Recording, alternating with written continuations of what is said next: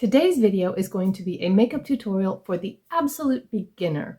Whether you're brand new to makeup, starting from scratch, never used it before, or maybe you used to use makeup when you were younger, and then there was a period of time in your life when you didn't have time, didn't feel a need, didn't want to wear it for whatever reason, and now you're coming back to it later in life, and everything has changed. This video is for you. I belong to that second category. I wore makeup starting when I was about 13, all the way through my 20s and most of my 30s. A bird just hit my window. I hope it's okay. It did fly away, so I think it's okay. Anyway, then I got into my 50s and I felt like I just really wanted to start wearing makeup again. And then my daughter, when she was preparing for her wedding, discovered the YouTube beauty space, and she introduced me to that space. And I learned so much, and it was really helpful. And so it's my desire to share that knowledge with you, because I don't know if you've noticed, but if you're older and you're doing the same thing with your makeup that you were doing when you were younger, it's probably not working the same way. And things were different, products were different, and tools were different. So I am going to go through this look that I created using minimal products, minimal tools, and minimal steps, because most of us are busy and don't have a lot of time to spend on our makeup. When I do have a lot of time to spend on my makeup, I love doing all the steps and playing with color. But to be perfectly honest, on a day-to-day basis, this is what I'm going with more often than not. The secret to a good makeup day starts before you ever pick up the first makeup product, and that is with prepping your skin. Whatever your skincare routine is, whether you don't have one or you have a very extensive one, the two products you should end with are moisturizer and sunscreen. I have oily combo skin. I'm oily in the T-zone, kind of normal everywhere else, but I do also get a few dry patches every now and then because I do use tretinoin. And right now my favorite moisturizer is from e.l.f. from their Holy Hydration line. This is the Hydrogel moisturizer, and it's just the perfect weight for me, especially in the summertime when it's hot and humid and I need a moisturizer, but I don't need heavy because it'll just make me more oily. If you have a different skin type than mine, then you are probably going to need a different moisturizer than I do. And there are plenty of videos on YouTube that can help you. You can just type in dry skin moisturizer and get lots of information from there. And then after your moisturizer, regardless of your age, you need a sunscreen. You need a sunscreen every day to help prevent damage from the sun. If you're using a skincare routine, especially one that has AHAs or acids of some type in it, vitamin C, you especially need a sunscreen because those make your skin even more sun sensitive. And if you're spending money to repair sun damage that happened when you were younger and you're not using a daily SPF, then you are just wasting your money because you're just continuing to accumulate more damage. Also, if you're new, you may think, well, I'll just buy a foundation with an SPF in it and that'll be good. The problem with that is you need a 1/4 teaspoon of sunscreen for your face and neck to get the SPF listed on the label. And if you're not using that much, then you're only getting a fraction of the protection. And if you are using that much foundation, it's going to look really heavy and really cakey. So the sunscreen that I use today is new from e.l.f. It's the Invisible sunscreen in their Suntouchable line. And this one also acts as a primer, which is great because then it saves you a step. It helps to smooth the skin, fill pores, and it's a gripping primer as well to help your makeup stay on longer. I chose this so that I didn't have to do a primer step in this video because I'm not sure that primers are necessarily absolute beginner necessary steps. But for some people, a primer is necessary. So I do plan on doing a beginner introduction to primer video. If you don't want to miss that when it comes out, then make sure you're subscribed and your notifications are turned on and set to all so that you'll be notified when I upload new videos. Since you need to let your sunscreen set in for about 15 minutes after you apply it before you put your makeup on, I went ahead and dried my hair, straightened it, and then came back.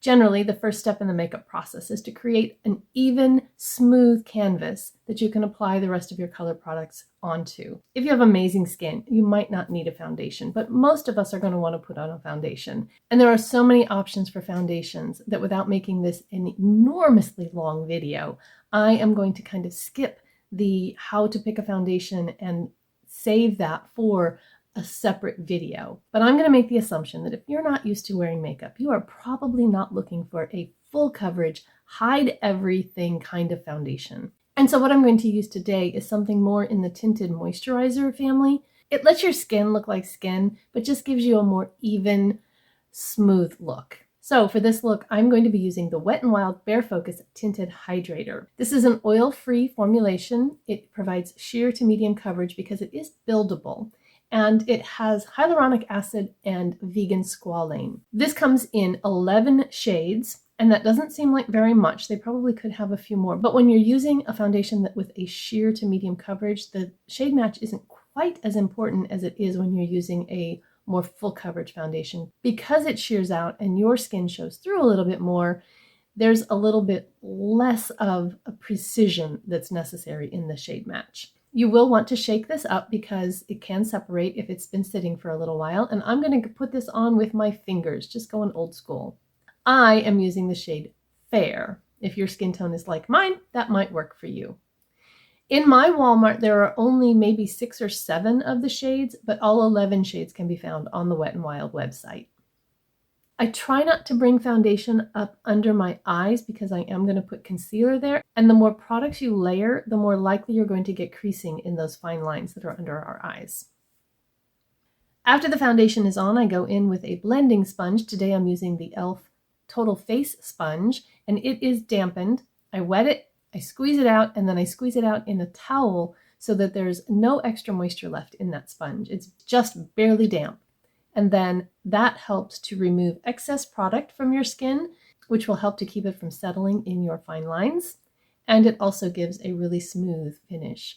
Now, if you have some areas that you'd like to have a little bit more coverage, this formulation is buildable. And so you can just dab a little bit more on those areas and blend it out. And then you don't have to put a second coat over your entire face, which could lead to a more masky appearance. Moving on to concealer, I'm using the e.l.f. Hydrating Camo Concealer. They have a regular camo concealer version, but for me, it's just too drying. And so this one actually works best for me.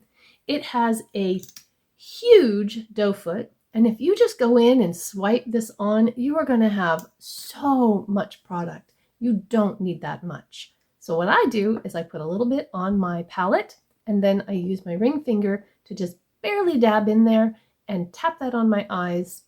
Once I get it on both sides, I use both fingers and just tap, tap, tap, tap, tap, using the warmth of my fingers to meld that into my skin. The final step in blending is to take my e.l.f. concealer sponge and use that to tap out any excess product. I use a puff so that I don't mess up my makeup and straighten out the skin under my eyes because I have these wrinkles that crease in here where product will settle, and then I use the sponge and dab that out to remove that excess product before I go in with powder.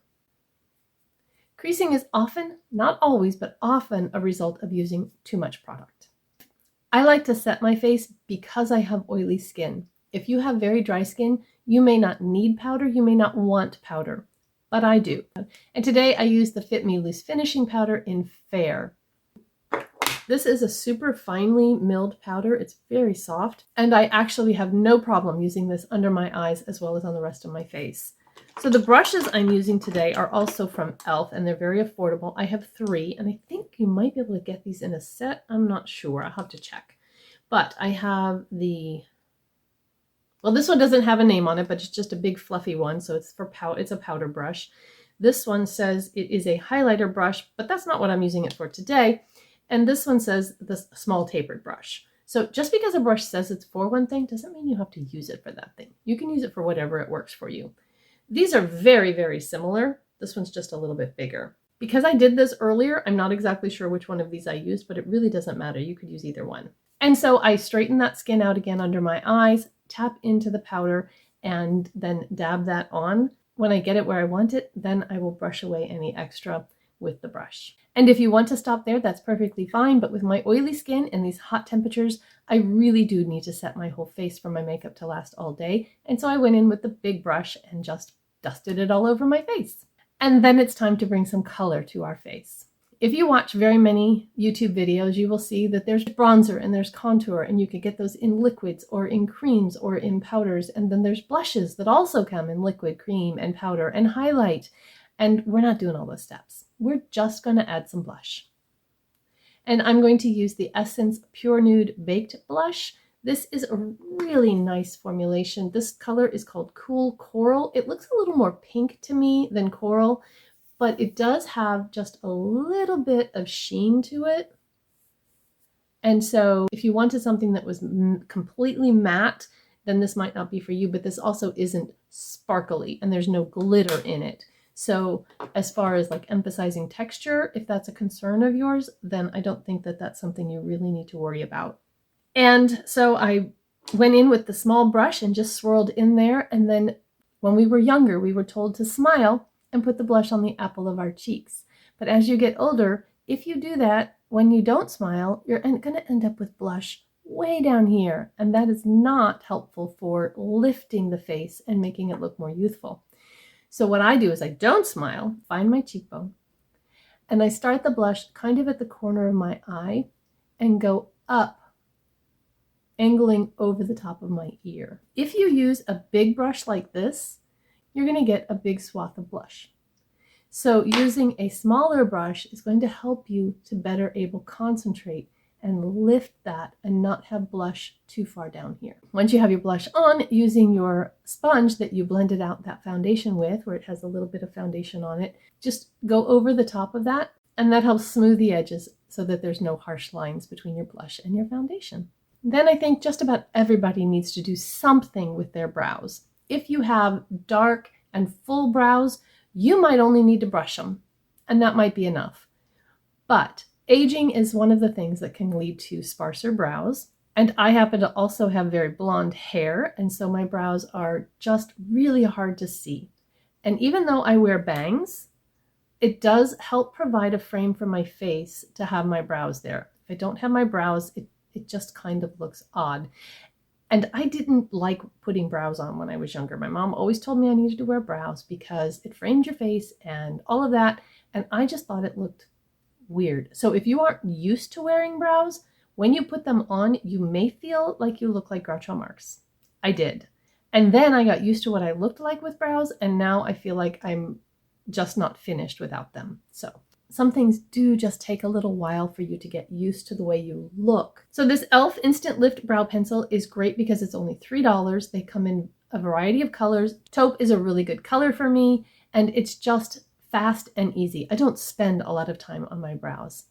There are videos on YouTube that will show you exactly how to map your brows, but just quickly, if you put your pencil next to your nose and up, you can mark where the inside of your brow should start. If you go from your nose to the outer corner of your eye, you can show how long your brow needs to be. You do not want to get that brow too low because that's going to pull down the outer corner of your eye. You want to go more out towards the top of your ear again. And then if you go straight through your pupil, from your nose straight through your pupil, that's the top of your arch. After you've filled in any bare spots, brush through it with your spoolie once again in order to smooth everything out and make sure that it's blended, and you're done. I like to put my brows on before I do my eyeshadow because it gives, like I said, that frame of where the eyeshadow is going to go. I'm going to show you this very neutral eye that I have on today. I am going to do it first without the shimmer, and then I will finish up my eye completely with the matte shades, and then I'll come back in and add that shimmer because I want you to see how it looks without it first and then with it.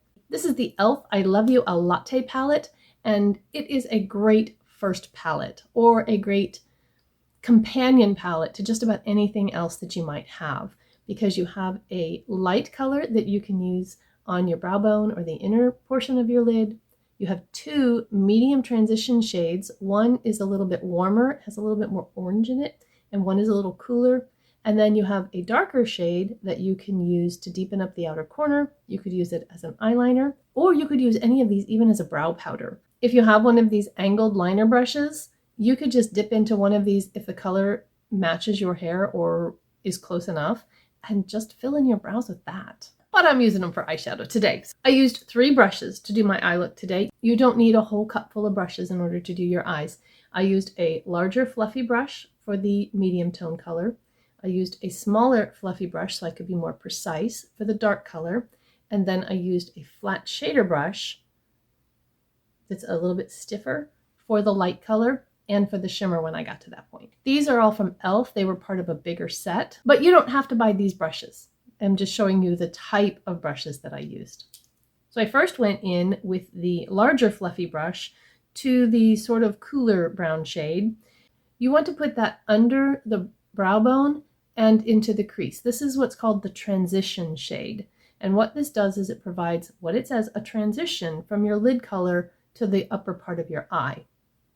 If you have hooded eyes, and when you open your eyes, you can't really see the lid, then you want that transition shade to be able to be seen when your eyes are open. So you're going to go a little bit higher with it.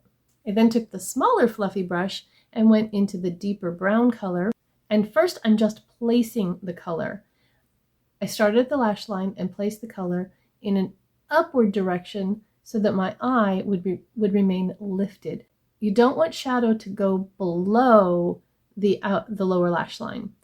Most of us, as we get older, have a natural shadow starting right here. It gets a little bit more sunken perhaps. So if you get your shadow down there, it's going to just get darker and really pull your eye down.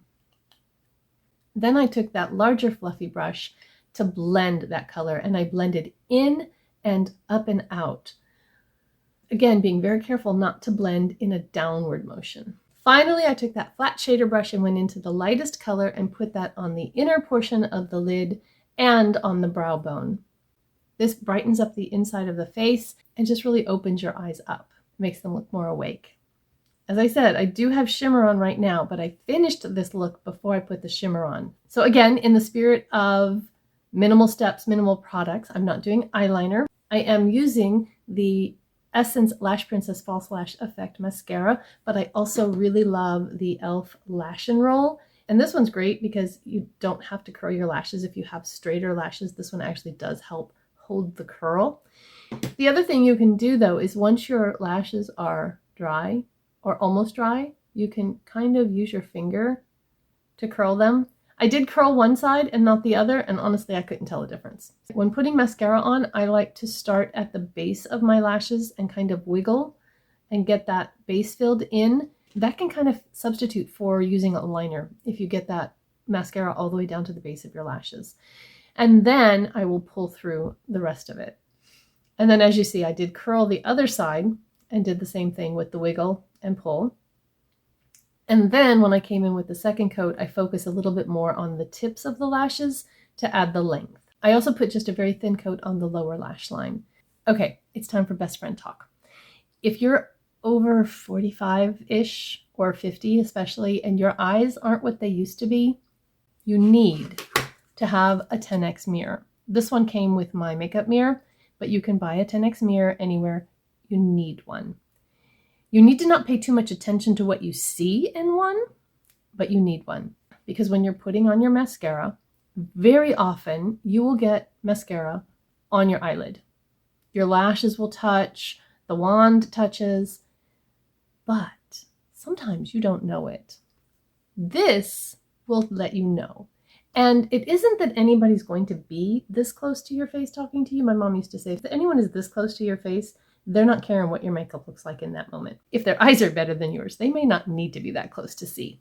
So I'm telling you, make sure you check that you don't have dots of mascara on your eyelids. And if you do, then just take a stiff brush or even a spoolie, wait for them to dry. Don't try to do anything about them while they're wet. Wait for them to dry, and when they are, just flick them away. Generally, that will not mess up your eyeshadow at all. But if you feel like you lost a little bit of something, then just go back to those brushes that you used and just go over that area again. And then you do not want to forget your lips, because that just finishes the whole look. I tend to, for every day, like a very neutral lip. Today I used my very favorite lip liner from Believe Beauty. You can find it at Dollar General. It is, for me, the very perfect nude lip liner. I can wear it with more pink nudes or more brown nudes or peachy nudes. It just works really well for me. It's very creamy, it's easy to draw with, and it lasts a really long time. And then one of my very favorite everyday lipsticks is this one from Maybelline. It is a regular Maybelline cream lipstick, and it's called Rosy Risk.